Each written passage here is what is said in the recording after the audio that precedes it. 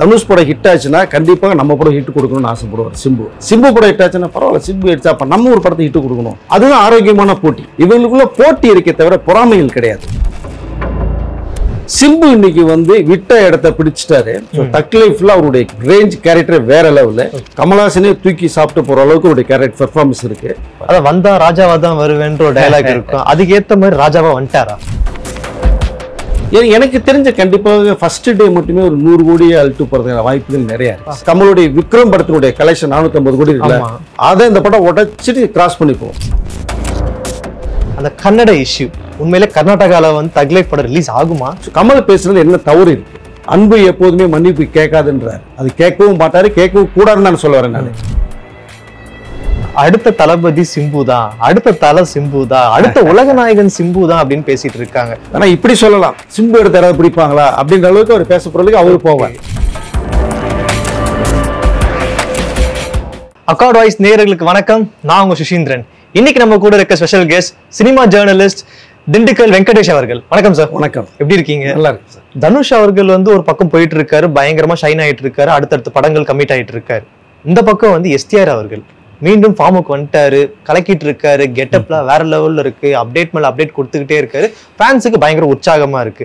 ஒரு காலத்துல வந்து இவங்க 2 பேருமே வந்து போட்டி போட்டுட்டு இருந்தாங்க, சண்டை போட்டுட்டு இருந்தாங்க, நட்பாவும் இருந்திருக்காங்க. அதே மாதிரி ஃபேன்ஸும் பயங்கர ஆரவாரமா இருந்திருக்காங்க. மீண்டும் இவங்க கூட்டணிக்கு வந்துட்டாங்க, இவங்க வந்து காம்படிஷனுக்கு வந்துட்டாங்க. மறுபடியும் சண்டைகள் உருவாகுமா? ஃபேன்ஸுக்குள்ளே எப்பவுமே வந்து நம்ம அண்ணன் படம் ஒன்று, நம்ம தலைவர் படம் ஓடணும் அப்படிங்கிற அந்த ஒரு ஆதங்கம் அவங்களுக்குள்ள இருந்துட்டு தான் இருக்கும். இவங்களுக்குள்ள போட்டி இருக்கே தவிர பொறாமைகள் கிடையாது. இப்போ தனுஷ் படம் ஹிட் ஆச்சுன்னா கண்டிப்பாக நம்ம படம் ஹிட் கொடுக்கணும்னு ஆசைப்படுவார் சிம்பு படம் ஹிட் ஆச்சுன்னா பரவாயில்ல, சிம்பு ஹிட் அப்ப நம்ம ஒரு படத்தை ஹிட் கொடுக்கணும். அதுதான் ஆரோக்கியமான போட்டி. அப்படிதான் இருக்கே தவிர மற்றபடி அவங்களுக்குள்ள கருத்து வேறுபாடுகள் எதுவுமே கிடையாது. அதை திரும்பி தேவையில்லாம இந்த புகையை கிளப்பிடுற விஷயம் தான் நிறைய பேர் தான். சிம்பு இன்னைக்கு வந்து விட்ட இடத்தை பிடிச்சிட்டாரு. தக் லைஃப்ல அவருடைய ரேஞ்ச் கேரக்டர் வேற லெவல்ல. கமலஹாசனே தூக்கி சாப்பிட்டு போற அளவுக்கு அவருடைய கேரக்டர் பெர்ஃபார்மன்ஸ் இருக்கு. படம் நீங்க பார்த்ததுக்கு அப்புறம் தானே ஏற்கனவே ஒரு வீடியோல வேற பேசியிருக்கோம். நம்ம சிம்பு தக் லைஃப்ல வந்து அவரு மிகப்பெரிய ஒரு பிரேக் அந்த படம்.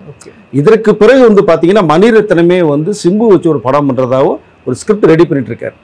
இப்போ அவரு ஒரு நியூ கமர்ஸ் வச்சு லவ் சப்ஜெக்ட் போறாரு. முடிச்சுட்டு வந்தோம்னா சிம்பு ஒரு படம் பண்ண போறாரு. சிம்புடைய இந்த 49 படமும் வேற லெவல் ஸ்டோரி. அது டான் பிக்சர்ஸ் ஆகாஷ் பாஸ்கர் பண்றது. அது வேற சிக்கல்ல இருக்கு. பட் அது ஒன்றும் பிரச்சனை கிடையாது, ஸ்டார்ட் ஆயிருது. 50வது படம் மிகப்பெரிய பேசப்படும். அதுக்கு அந்த காஸ்டியூம்ஸ் ஹேர் ஸ்டைல் வச்சது காரணமே அதுதான். ஆமா, திருநங்கை கேரக்டர் பண்ண போறதா தகவல் வந்திருக்கு. சர்ப்ரைஸ் உடைக்க வேணான்னு பாக்குறேன். இருக்கட்டும். அந்த 50வது படத்தினுடைய ஸ்கிரிப்டே வேற லெவலு. அதுக்கு ப்ரோமோவே ஒரு 20 days வரைக்கும் இப்போ வந்து பண்ணிட்டு அதுக்கு வேண்டிய ஒரு வேலையில் இறங்கியிருக்காங்க.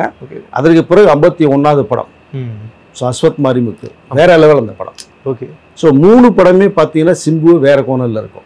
இதற்கு பிறகு அவருடைய லைனப்ல வரிசையா படங்கள் நீங்க பழைய சிம்புவை கண்டிப்பாக இதை பார்க்கலாம். விட்ட இடத்த கிராஸ் பண்ணி போயிட்டு இருப்பார். அதான் வந்தா ராஜாவா தான் வருவேன்ற ஒரு டயலாக் இருக்கும். அதுக்கு ஏத்த மாதிரி ராஜாவா வந்துட்டாரா? கண்டிப்பா சார் வந்துட்டாருன்னா அவர் அதான் சில நேரங்களில் அவரே சில நிறைய விஷயங்கள் சொல்லியிருக்காரு. ஒரு ஸ்கிரிப்ட் அமையணும், ஒரு ப்ரொடியூசர் நம்ம டேட் கொடுக்குறோம், ப்ரொடியூசர் பணம் இல்லைன்ட்டு ஆஃப் ஆயிடுறாங்க. டைரக்டர் வந்ததுக்கு அப்புறம் அந்த சூழ்நிலை தகுந்த மாதிரி அப்புறம் ஸ்கிரிப்டை மாத்துறாங்க, சீனை மாத்துறாங்க. நமக்கு மைண்டு ஒன்றும் வேலை செய்ய மாட்டேங்குது. ஏன்னா வந்த இடத்துல நீ இதுக்கப்புறமேலு சீனை சொன்ன எப்படியா நான் பண்ண முடியும்னு சொல்லி நம்ம வந்து ஹீரோக்கள் ஆஃப் ஆயிடுறோம். அதை கமலை வச்சுட்டே தான் ஸ்டேஜில் பேசினாரு. கமலை தட்டி கொடுக்குறாரு சிம்புவை. இதுதான் உண்மை. நீங்க பக்கா பவுண்டட் ஸ்கிரிப்டை பேப்பர்ல மணிரத்னம் சார்லாம் நீங்க பாத்தீங்கன்னா எடிட்டிங்கே பேப்பர்ல வச்சிருப்பார் கையில. உங்களுக்கு சீனை மாற்ற மாட்டார், ஷார்ட்டை மாற்ற மாட்டார். நாளைக்கு என்ன எடுக்கணுமோ இன்னைக்கு எடிட் பண்ணி பேப்பர்ல வச்சிருவாரு. அதுதான் எடுப்பார் உங்களுக்கு. ஹீரோ கிட்ட பேப்பர் போயிடும். அப்போ எல்லாமே வந்து பக்காவா வர்றாங்க. டைரக்டர் பக்காவா இருக்காரு, கேமராமேன் ஷார்ட்டை வச்சு ரெடியா வெயிட் பண்ணுவாரு. அவருக்கு ஒரு பேப்பர் போயிடும், எங்கே ஷார்ட் வைக்கணும், எந்த டாப் ஆங்கிள் லோங் கேள்னு சொல்லிட்டு. அது கேமரா ரெடி ஆயிடுறாங்க. ஸோ ஹீரோ ரெடி ஆயிடுறாங்க. டைரக்டர் வந்தோன்னா ஓகே டேக் போயிடுறாங்க, இமிடியேட்டா முடியுது. ஸோ அதனால மணிரத்னம் மாதிரி சில டைரக்டர்ஸ் கண்டிப்பா இருக்கணும். அதனால லேட் ஆகுது. அப்படிங்கும்போது ஹீரோக்கு கெட்ட பேர் வருது. அப்படிதான் சிம்புக்கு கெட்ட பேர் வந்துச்சு. இப்போ எதுவுமே இனிமேல் வர்றதுக்கு வாய்ப்புகள் இல்லை. அவர் உடைச்சிட்டாரு. தக் லைஃப் அதுக்கு ஒரு வந்து மிகப்பெரிய உதாரணம். அடுத்து அந்த 3 படம் உதாரணம். அடுத்து மணிரத்னம் பண்ண போறதுக்கான ஒரு உதாரணம். இவ்வளவு விஷயங்கள் இருக்கு. ஸோ கண்டிப்பா சிம்பு ஒரு லெவலில் போயிட்டு இருக்காரு.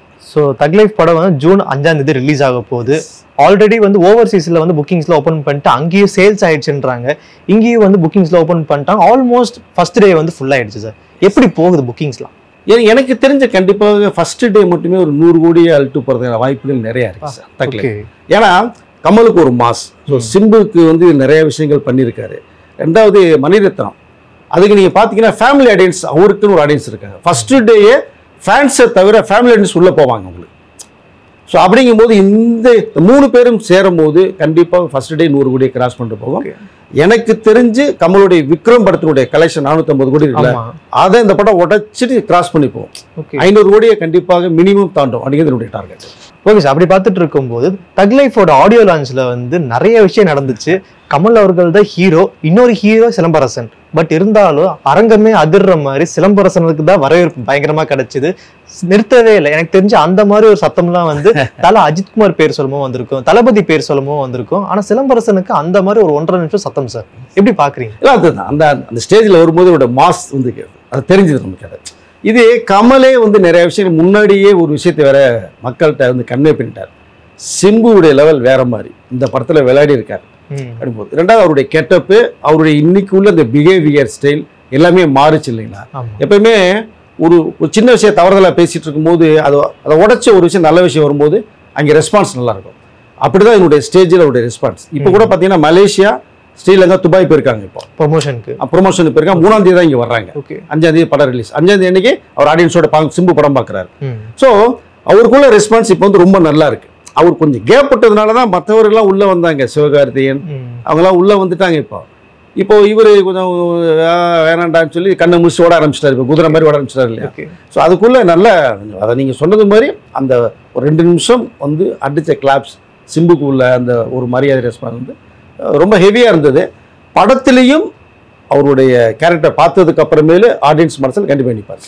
ஆனா இன்னொரு பக்கம் என்ன பேசுறாங்கன்னா, அடுத்த தளபதி சிம்பு தான், அடுத்த தலை சிம்பு தான், அடுத்த உலக நாயகன் சிம்பு தான் அப்படின்னு பேசிட்டு இருக்காங்க. வாய்ப்பு இருக்கா? இல்லை, அவரே அதுக்கு விளக்கம் கொடுத்துருக்காரு.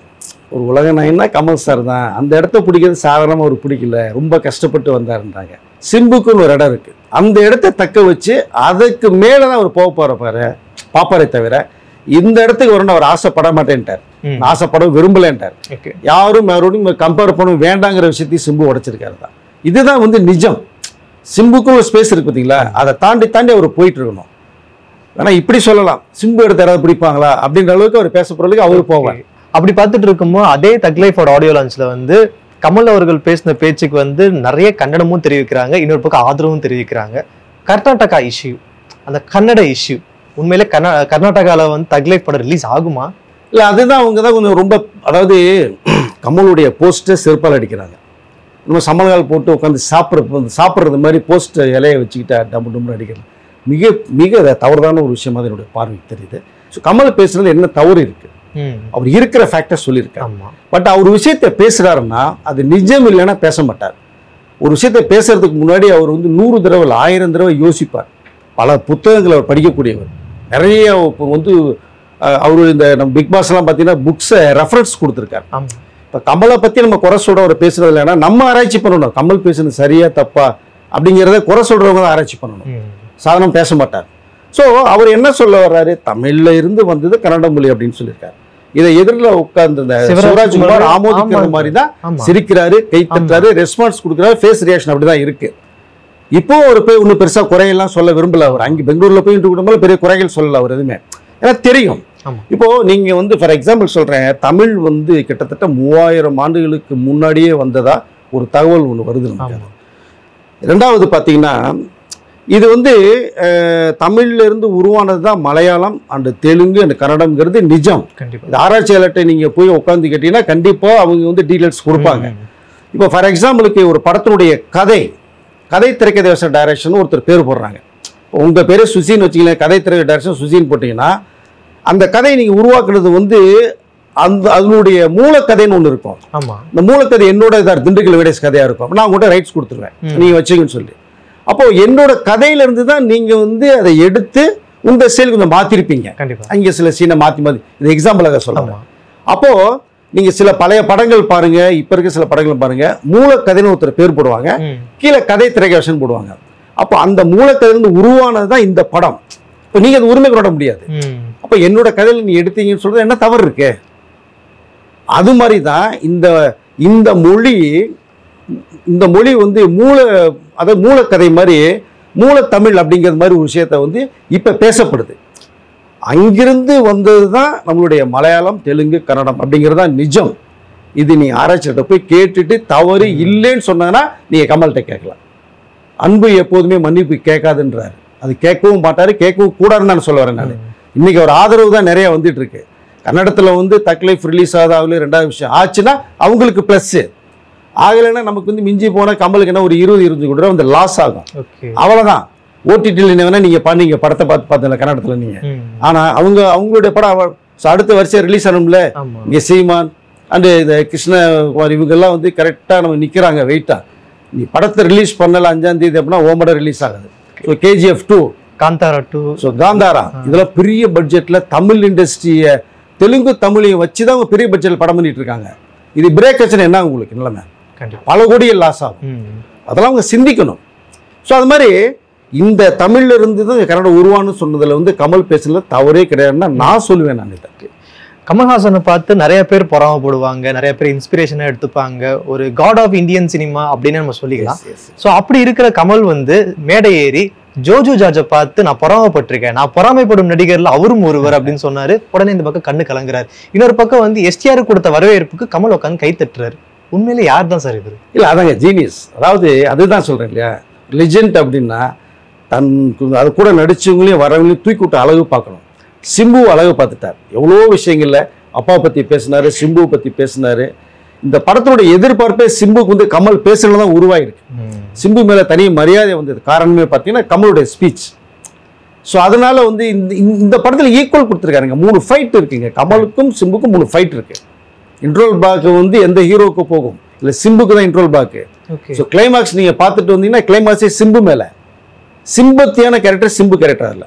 அதனால தான் கமல் வந்து சிம்பு விளையாடி இருக்கான்னு சொல்றாரு. அந்த பக்கம் பார்த்தீங்கன்னா ஜோஜி ஜார்ஜ் மலையாளத்தில் அவர் பின்னி விளையாடிட்டு இருக்காரு. எந்த கேரக்டர் கொடுத்தாலும் தூக்கி சாப்பிட்டு போறாரு. பனின்னு ஒரு படம் பண்ணியிருக்காரு பாருங்க, வேற லெவல் படம் சார். என்ன படங்க, ரிவெஞ்ச்னா அதான் ரிவெஞ்ச் அப்படின்ட்டு. எஸ், அது ஒரு ஸ்டைல்ல சொல்லிருக்காங்க. ஆமா, நீங்க எந்த கேரக்டர் கொடுத்தாலுமே பண்ணக்கூடிய, நான் வந்து ஹீரோவா தான் பண்ணுவேன் அப்படிலாம் கிடையாது, எந்த கேரக்டர்ல பண்ணுவேன். அவரு மலையாளத்துல கொடி கட்டி பறக்கிறார், தமிழ்ல ரெட்ரோல் இதுலயும் பண்ண அவசியம் இருக்கு அவருக்கு இல்ல. ஆனா என் கேரக்டர் பேச பண்ணும், அவ்வளவுதான். நான் எனக்கு 5 சீன் கொடுக்குறீங்களா, நல்லா இருக்கா, நான் பண்றேன். அதனாலதான் கமல் வந்து ஜோஜி ஜார்ஜை பத்தி அவ்வளவு விஷயங்கள் பேசினாரு. அவரு இந்த கண்ணு கரண்டை கழட்டி விட்டு கண்ணு கலங்குறாரு. ஏன்னா கமலுங்கிற ஒரு ஜீனியஸ். அவர் இண்டஸ்ட்ரியில வரும்போது ஜோஜி ஜார்ஜ் வந்து ஒண்ணுமே இல்லாம இருந்திருப்பாரு, யாருன்னு தெரியாது. ஸோ அவர் பாராட்டும் போது அந்த பாராட்டுதல் அவர் மிகப்பெரிய அளவுக்கு ஒரு கிரெடிட். ஸோ இப்போ வந்து கரண்ட்லி தமிழ் சினிமாவில் வந்து ஒரு பெரிய படங்கள் இல்லை. இப்போ தக் லைஃப் தான் வந்து பெரிய படமா வரப்போகுது. உண்மையிலேயே தக் லைஃப் வந்து தமிழ் சினிமாவை காப்பாற்றுமா? கண்டிப்பா சார். அதாவது எப்பவுமே கமல் படம் வந்து வேற லெவல். புது புது விஷயங்களை தமிழ் இண்டஸ்ட்ரி சொன்னவரே வந்து நம்ம கமல் தான். எந்த தெரியாத விஷயங்கள் நிறைய சொல்லியிருக்காரு. இப்போ பாருங்க, AI டெக்னாலஜி ஒன்று வந்திருக்கு இல்லைங்களா, அதோட விஷயத்துக்கு அவர் படம் பண்ண போறாரு. இப்போ அடுத்த படம் ஓகே, அது சம்பந்த விஷயங்கள் நிறைய சொல்லுவார். ஸோ இப்படி அடுத்த கட்டத்துக்கு நம்ம சினிமாவை வந்து கொண்டு போனவர். தக் லைஃபும் ஒரு நல்ல ஒரு மாறுதலான ஒரு ஸ்கிரிப்டா இருக்கு. மணிரத்னம் இவங்களுடைய காம்போ கண்டிப்பாக அடுத்த கட்டத்தை கொண்டு போனதான் நான் எதிர்பார்க்கிறேன். அப்படிதான் படம் அமைஞ்சிருக்கும். நம்ம நேயர்களுக்காக நிறைய விஷயம் சொன்னீங்க சார், ரொம்ப நன்றி.